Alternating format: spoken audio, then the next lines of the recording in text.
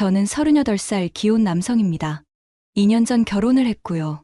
서울 근교의 20평대 아파트를 얻어서 와이프와 열심히 살아가는 평범한 직장인입니다. 와이프는 저보다 4살 어린 34살이고요. 와이프는 작은 광고회사를 다니고 있습니다. 저나 와이프나 모두 아이를 갖고는 싶은데 문제가 있습니다. 하늘을 봐야 별을 따겠죠? 저희 부부가 아직 아이를 못 갖는 이유는 바로 하나뿐인 처제 때문인데요. 얼마 전 저는 처제에게 음흉한 생각을 품은 세상에서 가장 파렴치한 놈으로 낙인 찍혀서 이혼당하고 거의 인생이 나락으로 갈 뻔한 일까지 겪게 되었습니다. 제 황당했던 사연 한번 들어보실래요? 처제는 늦둥이 막내입니다. 아내와 9살 차이이고요. 25살이죠. 아내의 고향은 부산인데요. 처제는 대학을 졸업하자마자 취업한다는 핑계로 서울에 올라와서는 언젠가부터 저희 집에 눌러 앉아서 지내고 있습니다.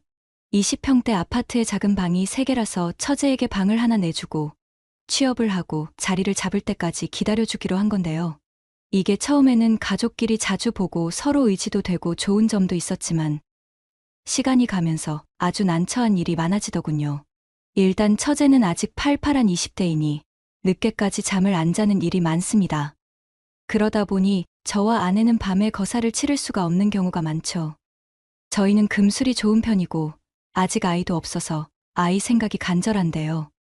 저희보다 늦게까지 깨어있고 거실을 들락날락거리는 처제가 신경 쓰여서 밤에 아무런 일도 치르지 못하고 잠들어버리는 일이 허다합니다. 어쩌다가 처제가 약속이 있어서 늦게 들어온다고 하는 날에는 허겁지겁 부부관계를 가지기도 하는데요. 한참 안방에서 아내와 둘만의 좋은 시간을 보내던 중 도어락 비밀번호를 누르고 들어오는 처제 때문에 김이 팍 새버린 이후로는 부부관계를 가지는 게 여간 불편한 게 아닙니다. 오죽하면 그날 아내가 거의 알몸으로 안방을 뛰쳐나가 처제의 등짝을 때리면서 너는 눈치라고는 없냐면서 면박을 줬지만 철없는 처제는 두 분이 하던 거 마저 하세요라는 말을 하고는 자기 방으로 도망가 버리고 말더군요. 아무튼 처제 때문에 강제로 금욕 생활 중에 있습니다. 또 불편한 점이 있습니다. 아무리 처제라지만 서로 지켜야 할 선이라는 게 있는 건데 철딱서니가 없는 처제는 집에 있을 때 옷차림이 지나칠 때가 있습니다. 가끔씩 브래지어도 안 한 채 거실 소파에서 TV를 본다거나 돌핀 팬츠 같은 짧은 바지를 입고서는 거실에 벌렁 드러누워 있기도 하는데요. 그럴 때면 저는 눈을 어디다 두어야 할지 모를 정도로 민망한 처지가 되어버리죠. 처제인이 흑심을 가지는 건 아니지만 저도 남자이다 보니 자연스레 눈이 가기도 하는데요. 그럴 때면 정말 아무런 잘못도 없이 혹여나 아내에게 오해라도 사지 않을까 싶어서 제가 먼저 안방으로 혼자 들어가 버리기도 합니다. 애교도 많고 얼굴도 예쁜 편이고 여자로 보면 괜찮은 상대인 건 맞지만 그냥 여러분에게 솔직하게 말씀드리자면 처제는 좀 해퍼 보입니다. 그래서 제가 더 난감하고요. 슬쩍 아내에게 처제가 언제쯤 독립할까 물어봐도 아내도 그저 답답하기만 한 노릇이죠. 아내도 매일같이 눈치를 주면서 제발 집에서 나가서 독립하라고 잔소리를 해도 그럴 때면 제 뒤로 쪼르르 달려와서는 자기는 형부랑 평생 살 거라면서 제 뒤에 숨어서는 제 팔을 붙잡고는 들러붙는데 아주 고역입니다. 이건 처제의 그런 스킨십이 좋은 것도 싫은 것도 아니고 저는 그저 곤란할 따름입니다. 아, 사연 초반에 제가 처제에게 음흉한 생각을 품은 파렴치한이 되어서 인생이 나락으로 갈 뻔했다는 이야기를 했었죠. 이제 그 이야기를 본격적으로 해드려 볼까 합니다. 얼마 전 아내가 회사 일로 야근을 한 일이 있었는데요. 아내는 간혹 광고 마감 기한이 급한 일이 생기면 야근도 하고 이따금씩 밤을 새다시피 하고 들어올 때가 있습니다.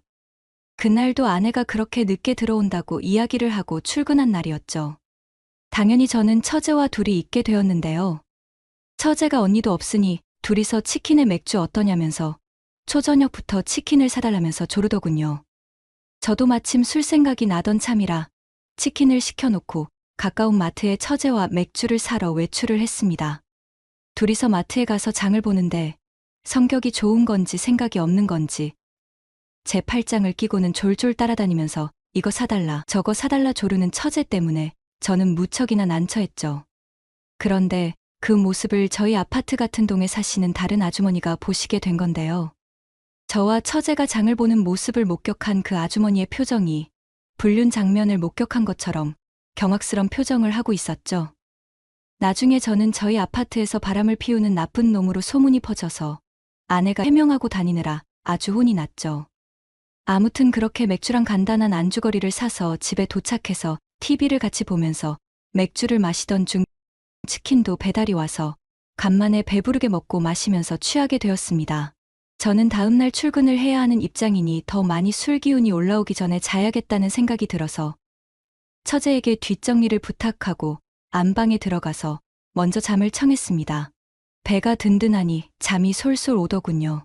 대강 양치만 하고 침대에 눕자마자 저는 골아 떨어졌던 것 같습니다. 그런데 조금 있다가 아내가 퇴근을 하고 왔던 모양입니다.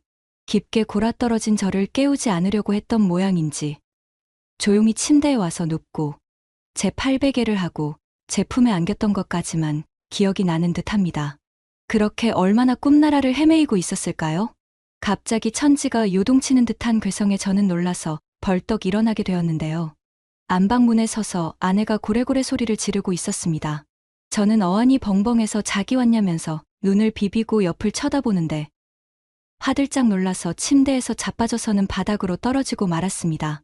제 옆에는 처제가 상의가 다 말아올려진 채로 누워서 잠이 들어있는 게 아니겠습니까? 저는 잠결에 정신을 채 차리지도 못한 채로 아내에게 막 횡설수설 변명을 늘어놓기 시작했습니다. 잠이 덜 깨기도 했고 술 기운이 좀 남아있기도 했고요. 상황이 너무 당황스러웠던지라 논리적으로 말이 나오지를 않았습니다. 아내는 제 뺨을 한 대 후려갈기고는 침대에 누워있는 처제 등짝을 때려서 깨우더군요. 그리고는 오해를 아주 단단히 했는지 화가 잔뜩 난 채로 몸을 부들부들 떠는데 저는 아내가 그렇게까지 화를 내는 모습을 처음 보게 되었습니다. 처제는 술이 아주 떡이 되어서는 아내가 등짝을 때리고 일으켜 앉히려고 해도 깨어나지를 않았습니다. 물론 저와 처제 사이에는 아무런 일도 없었습니다. 하늘의 맹세코요. 그렇게 이러지도 저러지도 못하는 황당한 시간이 몇 분이나 지났을까요? 등이 새빨개지도록 등짝을 쳐맞던 처제가 잠에서 깨서 언니 왔냐면서 그런데 자기는 왜 안방에서 자고 있냐고 이야기를 하는데 정말 이렇게 세상 황당한 일이 또 있을까요? 저는 재빨리 아내의 오해를 풀어야겠다는 생각에 처제를 다그쳐서 물었습니다. 어제 분명히 내가 피곤해서 안방에 먼저 들어와서 잠들었는데 그 후로 무슨 일이 있었던 건지 이야기해보라고 처제를 재촉했죠. 그랬더니 처제는 혼자 거실에서 맥주를 몇 캔 더 마셨던 것까지는 기억이 나는데 그 뒤로는 잘 기억이 나질 않는다고 하더군요. 자기도 피곤해서 자야겠다는 생각에 자기 방에 들어간 걸로 기억한다고요. 네, 맞습니다. 술이 떡이 된 처제가 안방을 자기 방으로 착각하고는 제 옆에 와서 잠이 들었던 거였죠. 하늘에 맹세코 아무 일도 없었던 게 맞고요. 처제의 상의가 훌렁 위로 올라가 있던 건 처제 잠버릇이 고약해서였을 뿐입니다. CCTV라도 있으면 제 결백함이 증명이 됐겠지만 일반 가정집에 CCTV가 있을 리가 없죠. 그래서 답답해하던 찰나 아내도 차츰 흥분을 가라앉히고 곰곰이 생각해보더니 아무래도 이 모든 상황은 술이 떡이 됐었던 처제의 실수로 일어난 해프닝이라고 판단을 했던 모양입니다. 잠시 후에 저에게 뺨을 때렸던 일이 미안하다면서 사과를 하더군요. 저도 반대 상황이었다면 오해를 했을 거라면서 좋게 좋게 넘어갔죠. 처제도 본인이 술이 과했었던 것 같다면서 제 아내에게 아양을 떨면서 그날의 가슴이 철렁했던 일은 해프닝으로 마무리가 되었습니다. 그리고는 아침에 놀란 가슴을 진정시키고 출근을 하려고 아내와 외출을 하는데 엘리베이터에서 어제 마트에서 만났던 동네 아주머니와 딱 마주치고 말았습니다. 아주 저를 무슨 벌레 보듯이 쳐다보시는데 제가 먼저 말을 건넬 수밖에 없었습니다. 아주머니, 어제 마트에서 봤던 그 아가씨는 제 처제입니다. 지금 같이 살고 있고요. 이렇게 이야기했더니 그제서야 오해를 푸신 듯 민망해하는 표정을 지으시더군요. 이렇게 정말 찬란한 해프닝은 어찌저찌 마무리가 되었습니다. 물론 그 아주머니가 입이 좀 가벼우셨나 봅니다. 하룻밤 사이에 여러 동네 아주머니들에게 이야기를 다 하셨는지 저는 동네에서 바람을 피우는 나쁜 놈으로 소문이 쫙 퍼져 있더군요. 그 소문은 다 해명을 할 수가 없어서 오해를 하도록 그냥 두고 지내고 있습니다. 처제는 어떻게 되었냐고요? 다음 날 퇴근하고 와서는 아내가 부산 친정에 전화를 걸어서 장모님께 하소연을 하면서 있었던 일을 다 털어놓았던 모양입니다. 그 일로 부산에서 장모님이 올라오셔서는 처제를 거의 반강제로 끌고 가다시피 데리고 부산으로 내려가셨고요. 저와 아내는 그 뒤로 아주 달콤한 제2의 신혼을 맞이할 수 있게 되었습니다. 참, 아내는 지금 임신 4개월 차입니다. 아내가 출산하고 혹여나 처제가 조카보러 놀러 온다고 해도 잠은 집에서 안 재워줄 생각입니다. 그날처럼 날벼락 같은 해프닝을 또 경험하고 싶지는 않으니까요. 저희 황당했던 처제와의 사연 들어주셔서 감사합니다.